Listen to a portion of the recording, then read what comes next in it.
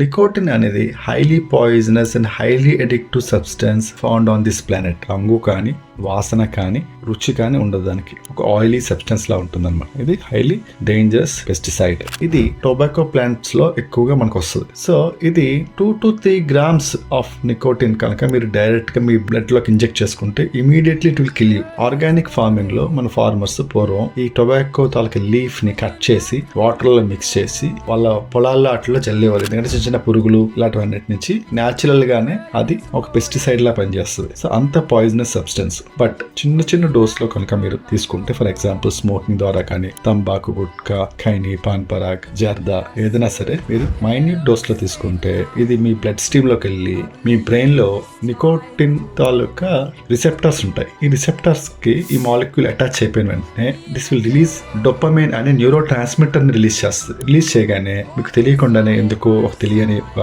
Fulfilment, అంటే ఏదో సాధించాము, ఒక రివార్డ్ మెకానిజం, ఏదో తెలియని ఒక హ్యాపీనెస్, తెలియని ఒక రిలాక్సేషన్ ఫీల్ అవుతారు ఆర్టిఫిషియల్ గా. But nicotine is a highly poisonous and dangerous substance. ఇది చిన్న డోస్ లో కానీ పెద్ద డోస్ లో కానీ తీసుకుంటే ఇది హ్యూమన్ బీయింగ్స్ కి అస్సలు మంచిది కాదు. దీంతో పాటు మీరు స్మోకింగ్ చేస్తూ ఉంటే నికోటిన్ తో పాటు అట్లీస్ట్ 4000 అదర్ డిఫరెంట్ కెమికల్స్ మీ బ్లడ్ లోకి వెళ్ళిపోతాయి. So many 200 to 300 cancer causing chemicals కూడా మీ బాడీలోకి వెళ్ళిపోయి it will effect almost all organs in your body. So please take this very serious. If you want to quit tobacco from your life, you have to prepare very well and do it permanently.